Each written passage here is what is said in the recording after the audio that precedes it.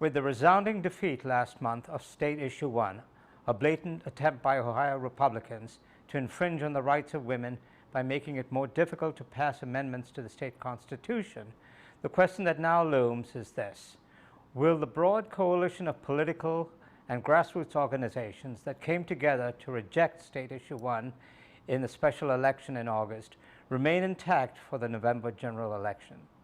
On the ballot is a proposed amendment to the Ohio Constitution that would enshrine a woman's right to reproductive freedom with protections for health and safety.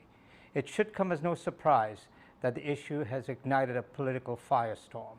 I'm Bertram de Souza, host of the Scribbler Video podcast, streamed on YouTube, Facebook, WFMJ.com, and other digital platforms. I retired as the editorial page editor and Sunday columnist of the Youngstown Vindicator, where I had worked for 40 years. The 150-year-old newspaper closed its doors on August 31st, 2019.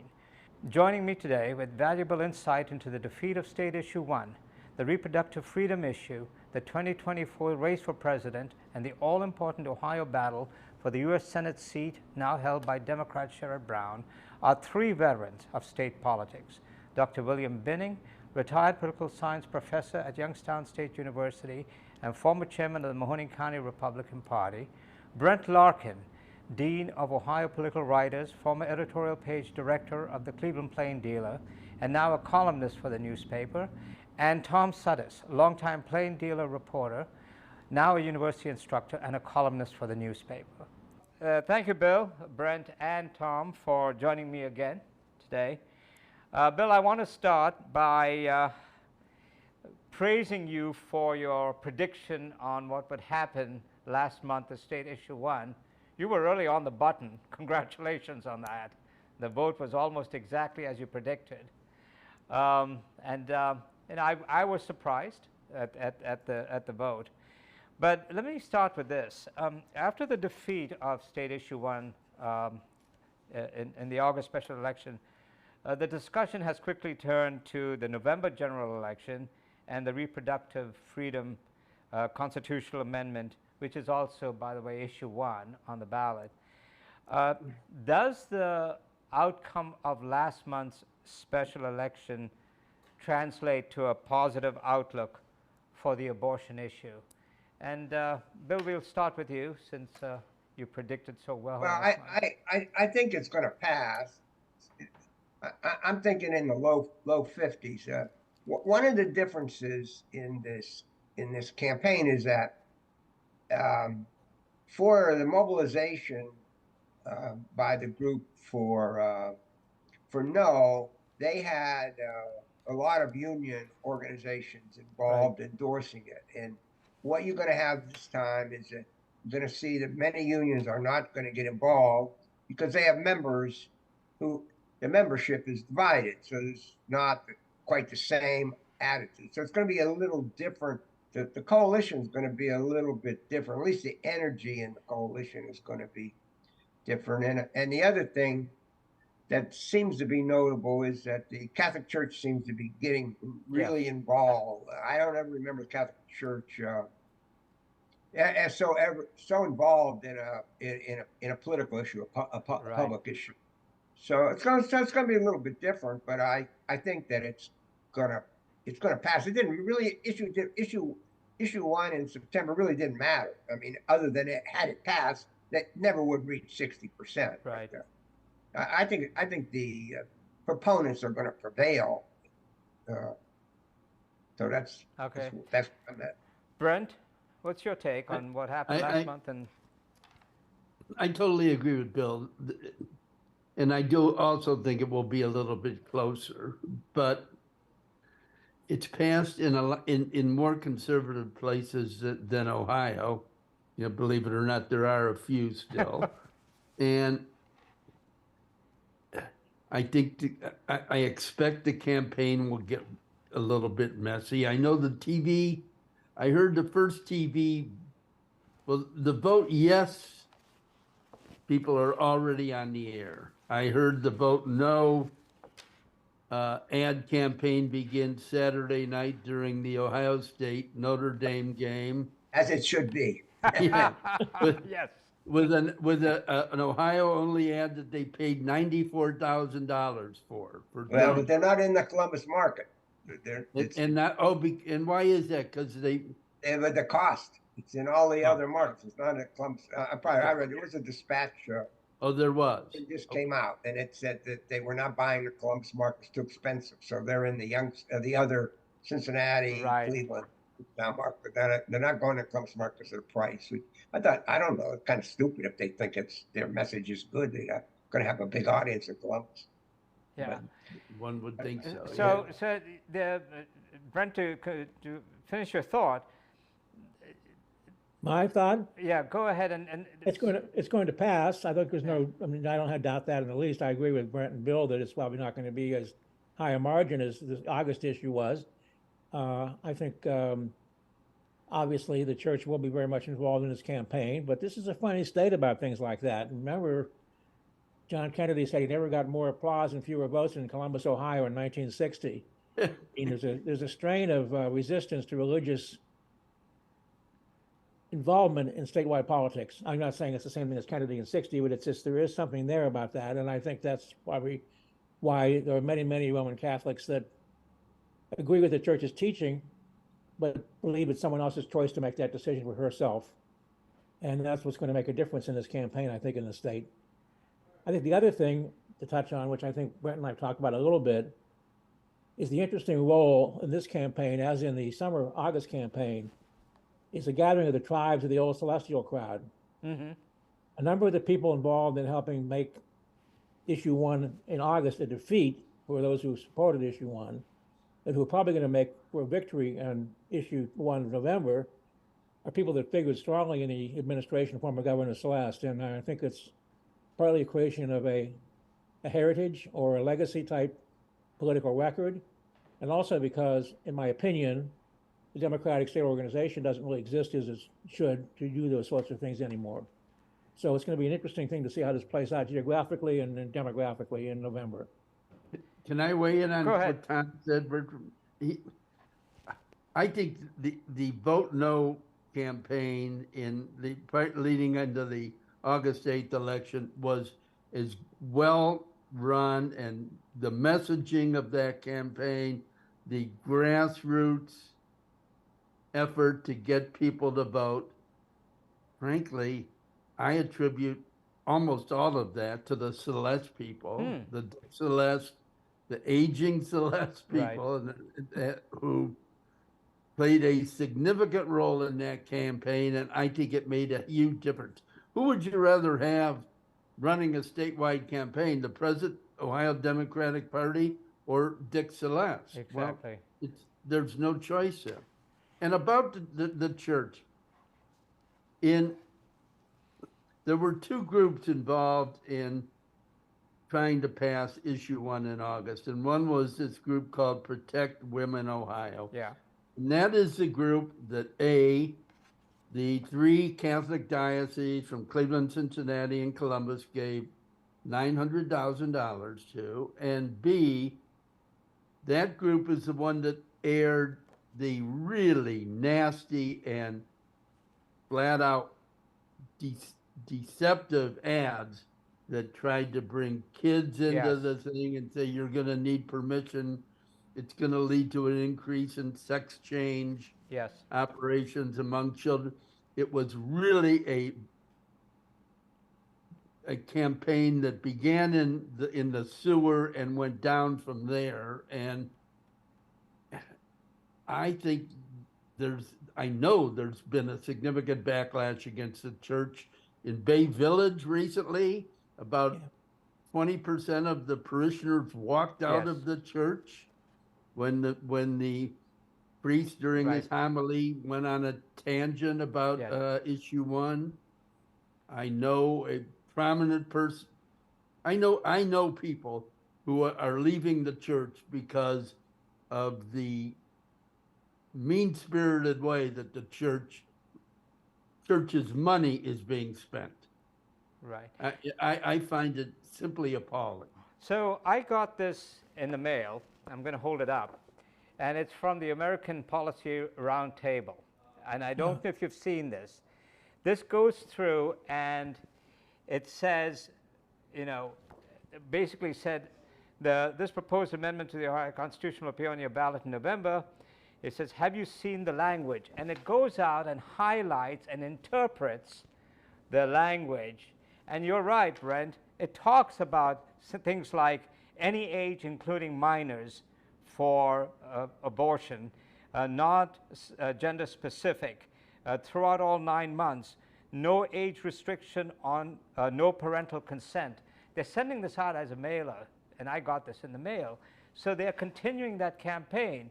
Bill, given what happened in August, Bill, does this work? Do you think this resonates at all? I don't know. I didn't see it. I think that I think what you have to do if you're running a campaign to defeat an issue is raise a doubt, and I don't know if they see that or they're successful. I think the line saw it. I think the reporters remember this better than I do. But one of the problems, I'm digressing, but one of the problems that I see is that it's not clear what the abortion law is in Ohio because it's in the courts and there is statute. Right. I think the line asked to get some clarification. Of course, the whack jobs in the legislature are not going to do anything sensible. So they didn't really give them a sensible. They really don't have a sensible alternative to say, you know, don't vote for this because we have a more reason. I mean, it may not be reasonable to this group, but I'm talking about the Catholics or somebody. We have a more reasonable. The line has the Republicans have a more reasonable proposal, but I think that's a big problem here. Is that there is no sense of what the alternative is or what the Republicans could do except what we suspect they will. But you agree with me that that's where we're at, that we don't have an abortion policy because it's in the courts, isn't it? The 6-week ban or and the other and then 22-week ban is the existing policy, but the shorter ban is being held up by the state Supreme Court, isn't it? Tom, and that, but you know, as Bill said, there's no alternative. But if you listen to the legislative leadership, they are totally committed to this heartbeat bill. I mean, they seem to think that that is the future as far as Ohio goes. Does that come into play at all? Will that be a rallying point for individuals who are opposed to the November issue? What bill is that, Brendan? You know, the heartbeat bill. Heartbeat bill. Yeah. Well, I think right now it's in common pleas court in Cincinnati, and that's where it stands. I think it's under an order to put things in place. They can say what they want about this, about what might be an alternative, but I don't think much is going to get in the way of this issue passing no matter what, because I think that there have been a whole succession of different bills of tweaking at this, tweaking at that, notification, people trying to, in effect, prescribe medical procedures through the legislature, which if you see the legislature is a truly frightening prospect.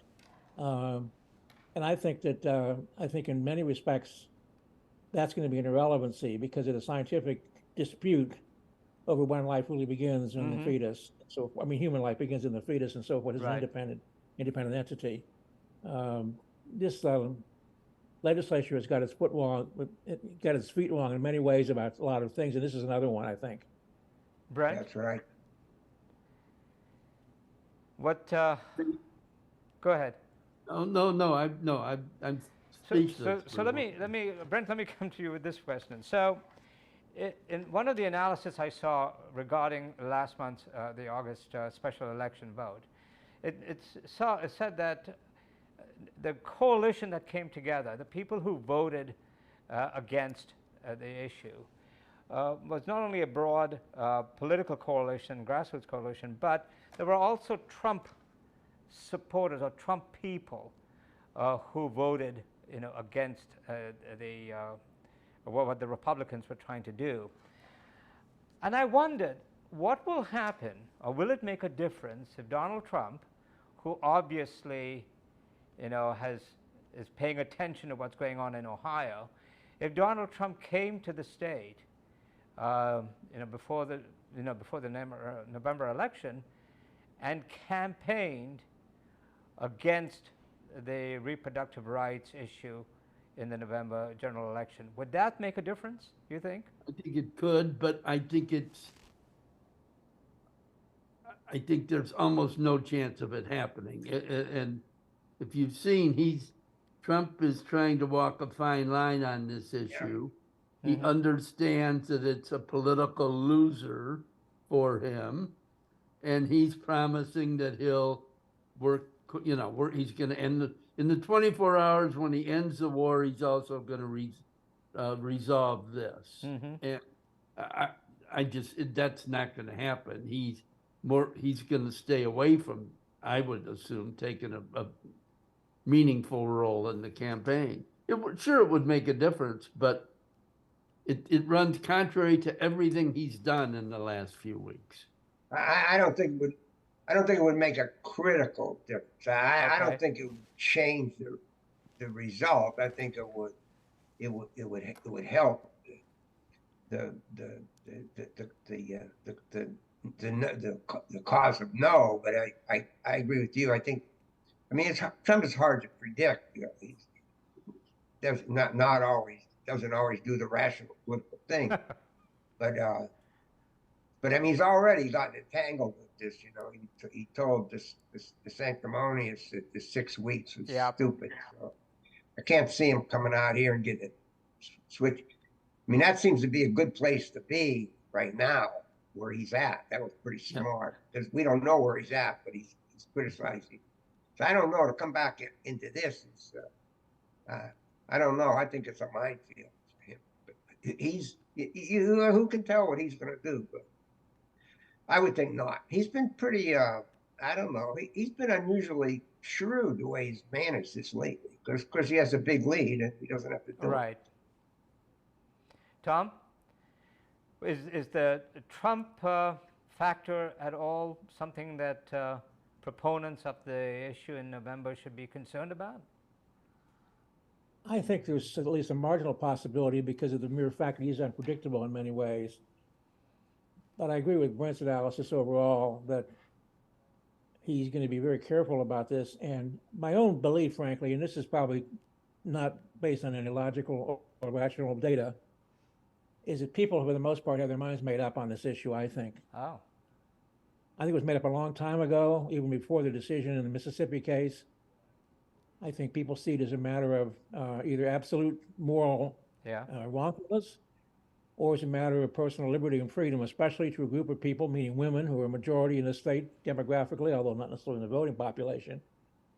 And I think that what's the opponents know, they have a problem. You may have seen a story. I'm not sure who had it, and some good reporter had it. I don't know who that person was. The governor really recently intervened in the campaign to oppose issue 1 by bringing in amounts to his own person, whose name I've forgotten right now, because he thought there wasn't coordination properly happening with the no campaign in the state to defeat the issue. So I continue to think, although the margin will be tight, that all they can really do to stop passage by the voters of the issue is basically keep throwing grenades and see if anything gets hit, frankly. Because I think right now, you have to think that it's going to pass. I'm not saying by a big margin. I'm not saying there won't be plenty of money spent.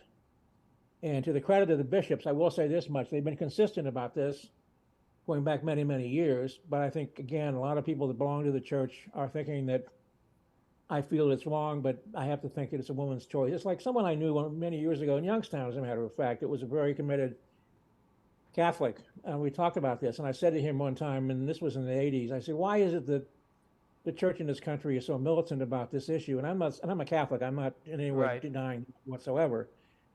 But you have countries in Europe that have laws that are just about as liberal as ours. And the discussion meandered, and he finally said to me, and this was someone who went to church every day, basically, he said, well, ultimately, no matter who says what or who does what, it's a woman's decision to make. And she's going to make that decision based on her own particular conception of what's right and what's appropriate for her circumstances. And that's why I think These other factors are important, but I think in the end, it's going to come down to that particular mindset in Ohio. Brent, there were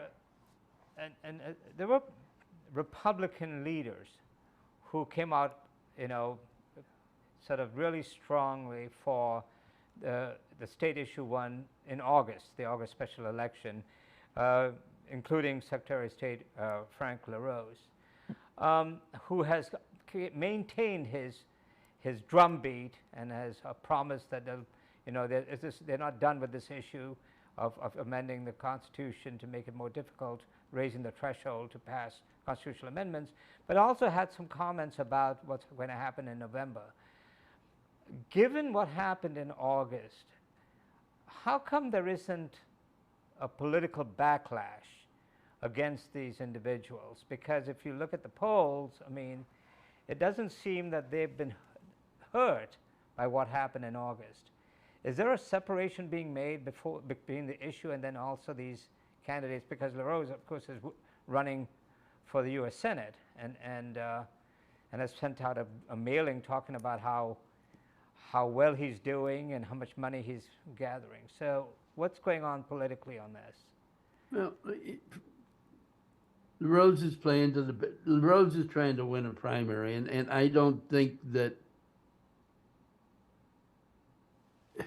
he's been demonized thoroughly with the statewide electorate, and I think that could be a problem with him down the road if he gets by the primary. But if the election were today, the election between, Frank LaRose and Bernie Moreno and Matt Dolan, if it was today, he would win. Okay. Because it's a function of name identification, if nothing else. And right. I agree with that. And he's having trouble raising money, so he needs a platform. He's not going to shut up on this issue and go away. The other two candidates are going to outspend him, and I think anyone who thinks they know what's going to happen next spring in this primary, they don't. Because it's very much up in the air. Depends on if Trump gets involved. Right. It depends on whether or not Moreno and Dolan are willing to spend a significant chunk of their personal fortunes, and Rose doesn't have that to fall back on. So he'll try and remain in the news. And Bill, you've been over the years on the front line of such battles, not only in primaries but in general. So at this point, do you think Sherrod's in trouble, given what's happening in Ohio, given the electorate's uncertainty about Joe Biden because of the age issue? Do you see a problem for Sherrod Brown? Yeah, I see a problem for Sherrod Brown. And one of the problems is where most of us are from, and that's in the Mahoning Valley. That shift in that vote probably has become more significant since the last time he ran, and historically, of course, the Valley was a source of a good plurality for Sherrod or for state Democratic candidates. So I think that's a problem. He's got to try to find a place where there's some votes. I don't know about the other. Certainly, how strong if we presume Trump is a nominee and how strong he runs.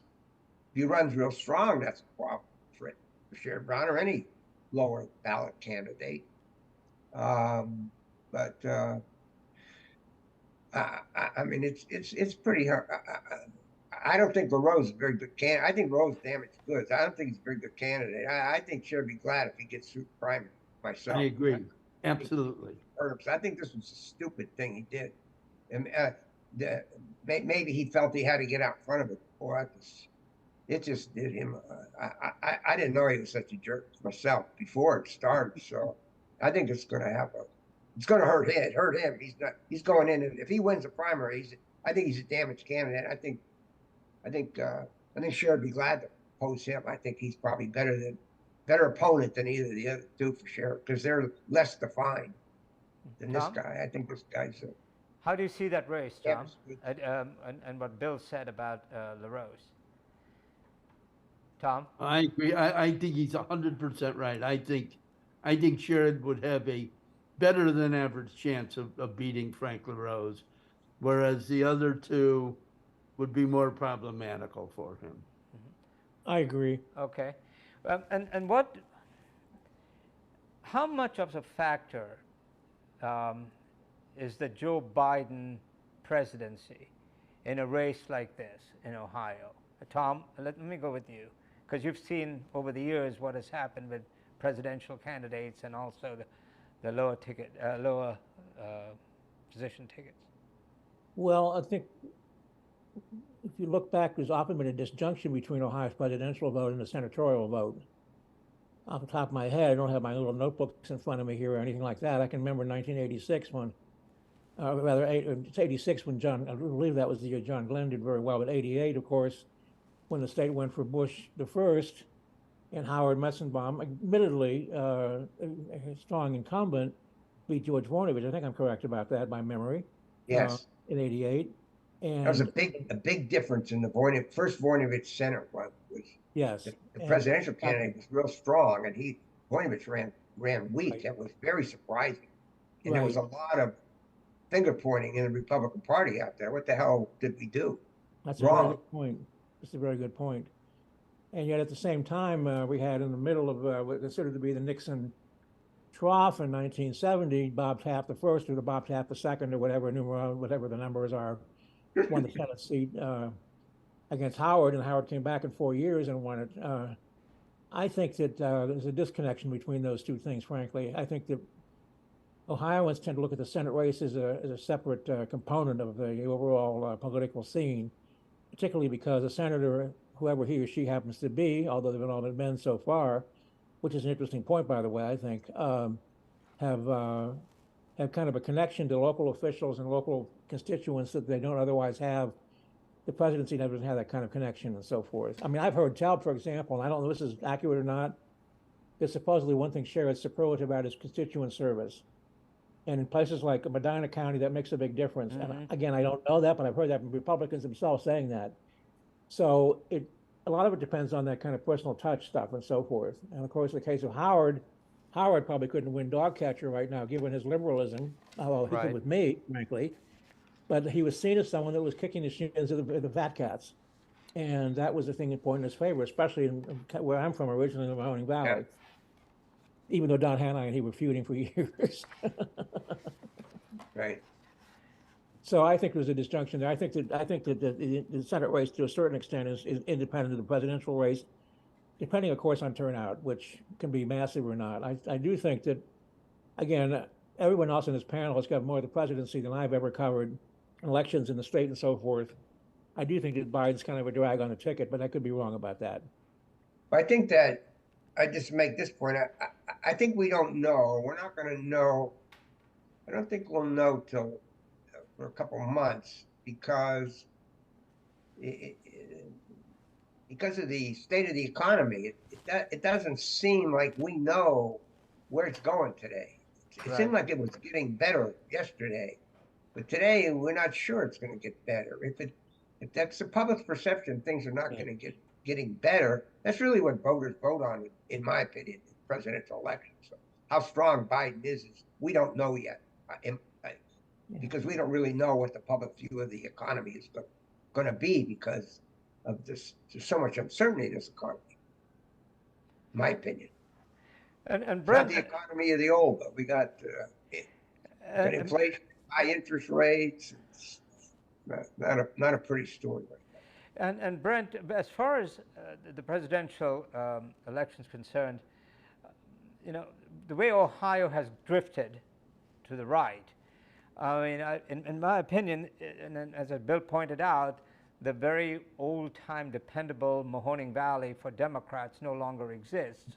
And a lot of those, blue-collar workers have gone to Trump.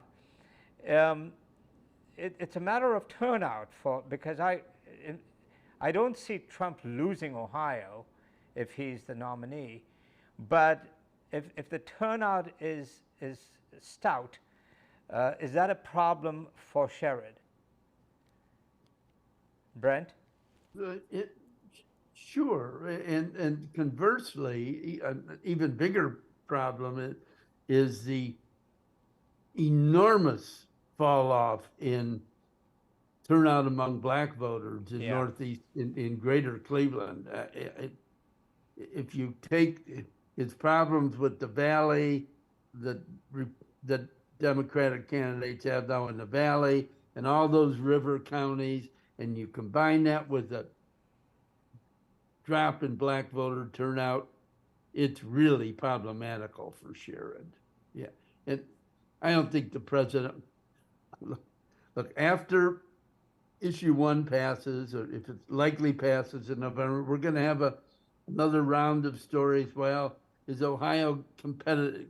Can Ohio be won by the Democratic nominee in 2024? The answer is no. No. All right. I think that's true. Okay, so what has happened? And Bill, we went through this when you were chairman of the Republican Party in Mahoning County, and then when you were doing analyses and all of that. The two dependable groups for Democrats were, of course, the Democrats in the Mahoning Valley, as they were in Cuyahoga County, and black voters. And the black vote was significant. I mean, we used to know how Don Hanai, whom you all know, the late chairman of the Mahoning County Democratic Party, what he used to do election setups, especially in the black community. But what has happened to the black vote? If you look at Republican agenda, political agenda, if you look at Donald Trump's political agenda, blacks should have reason to worry about what's happening in this country, as do other minorities. And yet, there isn't that sense of urgency at the polls. So what's happening here? Why is there this disconnect? Bill, let me go with you first. Bill? I'd be a genius if I could answer that question. I really don't know what it was. I mean, I think that Obama on the ticket was a big help in getting the black vote, right. And Jesse Jackson was a big help in getting out the vote. I really don't know what. I mean, Biden goes out of his way to try to appeal to African Americans, and so maybe he'll get a response. I don't know the answer. I don't know why the turnout, and I'm not certain it's down. I mean, but we talk about Hannah. What in the old days, of course, we'd never tell you reporters that. But I mean, they spent a lot of money. A lot of money, a lot of cash went into the black woods, and that helped the turnout. So I don't know if that's going on anymore. I don't know if that's I don't know if there's what kind of effort is being made, or they just relying on TV ads, brochures, or something. I don't know. Tom? But I mean, I agree with you. You would think they would be more. There would be more response to the issues, etc. Tom, having started in the Mahoning Valley, I come from the Mahoning Valley, from Youngstown area. Well, what do you see happening? I have to agree with everyone who said, and I'm puzzled, frankly, at the problem of mobilizing, or the challenge of mobilizing African American voters. Because I'm not one myself, I can't understand all the dynamics, of course, that are involved. I do know there's a school of thought, again, this is more a Columbus school of thought than anything else, that for whatever reason, starting particularly frankly, after the Celeste administration, which ended, of course, in 1991 in January, there was a disconnect between the Democratic state organization in Columbus and the C.J. McClin in Dayton, and the George L. Forbeses in Cleveland and so forth, organizations. that led to kind of alienation between those two operations and how they should have been meshing together and so forth. Certainly, I've actually been hoping for a long time to have Brent write the definitive piece. I mean this respectfully about why this fallout specifically happened in terms of, besides the numbers themselves, what lies behind it. I think there's a kind of distrust between the local organizations and local communities and the state organization over who gets what. I heard an anecdote recently, and it's all this is an anecdote from someone who was very much involved in the Governor Strickland's reelection campaign, which, as you know, was lost to John Kasich. Right. This person who'd worked going back to Vern Rife, not one of the old geezers, but because I guess I'm one of those myself, more or less, but who'd been a younger guy working then, starting out as a page and other stuff, working for the speaker and then working under other Democratic office holders, said that he had told the people around Strickland back in 2010 and so forth to work with the Democratic black office holders in Greater Cleveland, and he was essentially told they don't matter. I believe it was anecdote because that's how it looked a lot of times in those days.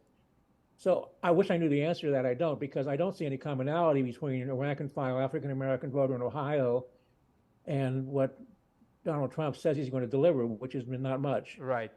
That community.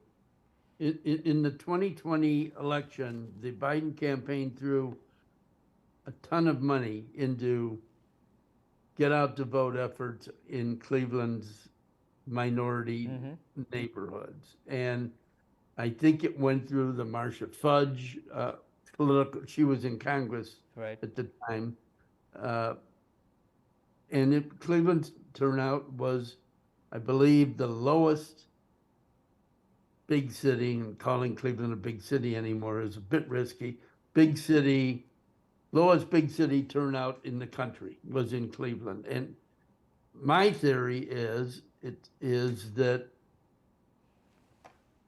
aside from a handful of neighborhoods that are doing extraordinarily well in Cleveland, the middle class has left in the other parts of town, and those other neighborhoods have hollowed out. And the people who are left are, in essence, too poor to care and have a mindset that, nothing's going to matter, no matter. And I think it's the absence of a middle class in Cleveland's black neighborhoods that is directly attributable to the lack of turnout. Probably right. And so, Bill, from a Republican perspective, in the old days, if you found a block of voters or a group of voters who had become disillusioned with their party, the other party would try and go after them, would try and sort of court them, curry favor with them. But from a Republican Party perspective, there's no reason for Republicans to even care about black voters anymore, is there? Well, I'm far removed from the Republican Party and what they think today. In my day, Rhodes courted the black vote. Yes. He found a lot of black jobs, and we used to have rally. I can remember. I can't imagine this today, but we actually had a rally of black political elite for Jim Rhodes' reelection in Youngstown. I can't imagine that today. Yeah. They wouldn't even know who to go talk to. Yep. But he had a network, and because he was in politics for so long, there were people he knew he'd call on, get it together. So that's missing. So it isn't that the Republicans never tried. The Rhodes era, that was pretty pretty common. I remember who's the fight promoter? Don King. Don King. I remember going to Don King's house with Jim Rhodes, because Rhodes pardoned him for his murder, remember? Yes. So we had a big rally at Don King's farm up there in Northeast Ohio. He's still alive, isn't he? I want to get my picture. I never forget. He splits his time between Florida and Ashtabula County. Jefferson, is it? Somewhere out there. Yeah, I went to that farm with Rhodes. Yeah. Yeah. Don King. Anybody in the paper? Did anybody have Well, the black? he's a big Trump guy, Right. you know. Yes, he is. Oh, is he? Oh, Yeah, okay. yes. Yes, he I is. mean, King is. And Tom, looking at this then, and I'm wondering if there is a school of thought, and I'm not going to say who mentioned it to me, but it's a Democratic Party insider from this region that I've known a long time, who said to me, if the Democratic Party would stop kowtowing to African American voters, to special interest groups, it would be a lot more successful in a state like Ohio than it is now. And Tom, with your studying of Ohio political parties, is that a view that's legitimate? Well, opinions, of course, are opinions, but I disagree with that because I don't know where the kowtowing has happened, frankly. Historically, by the way, one thing that's interesting is and Rhodes exemplified part of this, and I'm not someone who sanctifies James A. Rhodes, but Republicans in Ohio had a substantial number of people in the Republican Party who were African American, including Greater Clevelanders and so forth, and also downstate. I believe, I could be corrected on this, our first Open Housing Act, which may have predated the Federal Open Housing Act, was passed under Republican auspices. There was an old connection between Mark Hanna, for that matter, and black Republicans in Greater Cleveland. But if there's kowtowing going on, I'd be surprised to know what African Americans would say about the situation overall compared to what it was 10 years ago, 15 years ago, 20 years ago, economically and socially. Now, obviously, there have been advances of many kinds, and those are always welcome and they're needed in our country. But I think that if you're talking about a George Wallace type candidacy, he's a Democrat after all, nominally, you can get votes in Ohio doing that. Remember, no big industrial state gave more votes to George Wallace in 1968 rather than did Ohio, including places like Butler County and Warren County, which now are rock rib Trump country. But I don't think that's, other than going out and making a straight out racist appeal, I can't imagine that being a successful option for Democrats in Ohio. I think what would help out, frankly, the Democrats would help to recruit younger African American Democrats in the state to run for a statewide executive office and help him or her position that person for greater things, which we've not done a good job of as a state. Republicans have elected the only executive African American statewide office holders. We have some judges, of course, that are black African American Democrats, and that's a serious problem. And I think that for all the false, and there were many during this last administration of his scandals and various things, he did build alliances with the C.J. McClins, the George L. Forbeses, and the Arnold Pinckneys and so forth to help bring people up in the cabinet and so forth. And I think that's not happened lately with Democrats in Ohio. They just haven't had the chance to do that. I know there are exceptions. You can always cite those, but I think it's a serious problem. I think going after we could say let's just let benign neglect take place in the black community doesn't work for Democrats. Brent? My point's a little bit off base, but a significant portion of Donald Trump's appeal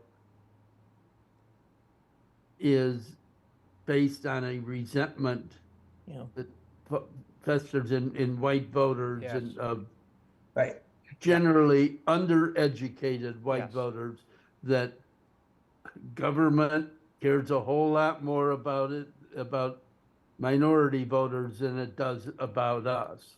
And it's and I think it exists still today. And that is part of Trump's appeal. And that's also part of the reason they will never leave them. They actually believe he cares about them. Right. Although he probably cares about them less than any other president in history. But I find that curious, and I don't know. It was the same thing with trafficking. I don't know that they think he cares about it. He expresses their frustration with, as you pointed out, this that they've been screwed by the banks and everybody, and that he expresses their malcontents. I don't know that they think he cares about that, but I think he says what they want said, or he emits their emotion. How he ever gets that, I don't know, because he was, he grew up with a silver spoon, but still he seems to be able to express that. Yeah, you're right. That's a critical part of the Trump coalition. Yeah, but Bill, with Jim Trafficant, when he said to blue-collar workers, "I feel your pain," he actually did, because his father was a truck driver, and he came from poor surrounding, and he struggled like all others in the neighborhood did. When Donald Trump says, "I feel your pain," he doesn't know what the hell he's talking about. He doesn't feel the pain of some blue-collar worker, non-college educated. And the guy has never stood in line for anything in his life. And yet you have these people. We've been around on that before, but my point is that for some reason, they see him as expressing their discontent. Okay. But could it be more basic than that and just say it's race-based, which is not unusual, because I see what's going on in Europe. Not entirely. It's not entirely race-based. It's in the Valley. It was a matter. Well, I mean, we've been through this. For 2 generations, people had good jobs and in mills and auto plants, and they don't anymore. They got to work at Walmart, or the wife comes in home with a bigger paycheck, and all that. It's not just racial. Partially racial as well, but it's not entirely racial. It's just a matter. This is I got screwed. Yeah. I mean, things didn't turn out for me. My father and my grandfather, they had a car and a boat, RV, and I can't even buy a pickup truck. Yeah, right. And I work just as hard as they do. Yep, you're absolutely right. Well, go ahead, Tom. Interject something real fast, and I think I know Brent pointed that out brilliantly recently. And but seriously, the uneven development in our state's part of the problem, and not just Greater Cleveland, but Northeast Ohio compared to Central Ohio and so forth. People forget that whether I feel good because I somehow think that Donald Trump feels what Tom Suttis feels, which is an interesting concept, believe me. But this is something that, of all people, John Husted reminded me of, and I've never forgotten, and I've checked the statistics. Remember that per capita personal income growth in Ohio has lagged the national per capita income growth nationally since around 1970. I mean, we may have new gadgets and all kinds of artificial intelligence software to write our memos and stuff and so forth, but cash money in hand to buy a boat to go float a boat at Berlin Reservoir or something, or Lake Milton, is not there anymore, because we're paying for all these essentials. We monetize things through the credit cards of the banks and everything. And so I think, and then we see, again, partly because of just natural circumstances of business people's thinking, this shift downstate, it frankly is more democratic than it ever was before, that's true, but it's still not in Northeast Ohio. We are not seeing the kind of economic opportunity. I mean, everyone in this group probably has had relatives, and I certainly do, who've had no choice but to leave Mahoning County when they're trying to find work after they get a college degree. They're educated young people that will be a great resource, because incomes are not rising in the state. They're dropping or they're flat. And all the other stuff about race, those are just vectors of the same thing, basically, I think. People's lives. My father was a steel worker. From contract to contract, you could expect to be doing better next time than you did last time. There's a family even. It's just how it was. And that era has gone. I'm not saying we're going to go back to the old days of John L. Lewis and Philip Murray. That's not going to happen. Or Walter Reuther. But the fact of the matter is that people, expectations have been damped down by experience economically in the last generation or two. And I think that's part of the problem overall. The other stuff is just ways of expressing that frustration, I think. Okay. Well, finally, let me ask this question about the November reproductive freedom issue, or the abortion rights issue. If, as the 3 of you agree that it is going to pass, but not by as wide a margin as the August special election, what can be gleaned from that? What can we take away from that vote, about Ohio's politics, or is that just a one-off? And Bill, let me start with you. I don't know. I wouldn't put much stake in it that it's going to tell us anything about the 24 election in Ohio, either the presidential or senatorial. Whether I don't see much to it. I don't think it shows us it shows us some future political development in Ohio. That's what I see. I can't glean. I can't glean anything from it. Go ahead. I agree with Bill. However, on a national basis, it does seem to have the Dobbs issue does seem to have motivated young people, probably more so Yes. young women, to become involved in the process than any other issue that I've seen in a long time. I would say this. I think Dobbs has become a heavy anchor around the National Republican Party and all its candidates, and it's going to continue to be that way. I don't know how they're going to get out from underneath it. That's the one guy who that's does not the seem to vote Tuesday, but in general, I think Dobbs is a big. When I hear these people say, "Well, we're going to have a national." We're going to have a national law. Of course, nobody's going to get a national law anyway, because neither side's going to have 60 votes. But Right. When I hear Republicans saying it, I think, oh my God, why do you got to bring this up? It's maybe that morally that's what they all wanted, boy. But I tell you, politically, it's very, very costly. I think it was costly in the midterm. I think it's going to be costly in 24. And Donald Trump understands that. Yeah, and he doesn't know how to get out from underneath it either. No. Tom? I think we're going to see one thing for sure. There's a whole bunch of Washington Post, New York Times, and Wall Street Journal stories saying, oh, that quirky Ohio, how do we explain it again if the state indeed does indeed support issue 1? Yeah. That I know will happen. I could make money making that bet right now. Okay. Right. Well, gentlemen, thank you again. A wonderful Okay. conversation. Maybe we'll do it again just before the election if something should happen. Because at some point, I really do want to talk about Larry Householder and all of that issue, especially given what the federal prosecutors have said and what the judge said, and also the fact that there are members of the Ohio General Assembly who could be viewed as fruit of the poison tree because they benefited from that money that Larry Householder, distributed. And so at some point, I hope we can chat about that. But again, thank you again for your time, and we'll be in touch. Thank you. Good seeing you Thanks, guys. nice seeing everyone. Bye-bye. Take Yes. care. Good to see Take care. Thanks, everybody. thanks, Brent, and thanks, Bill. Bye-bye. Bye-bye. Bye. Bye.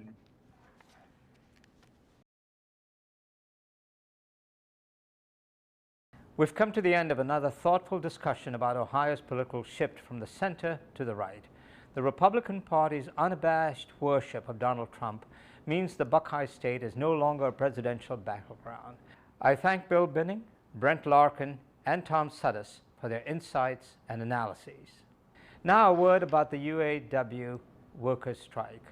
To understand what's at stake, I would urge viewers to buy my book, No Holds Barred, that contains important columns about General Motors' decision to abandon the Mahoning Valley after a half-century of operating a major assembly plant in Lordstown.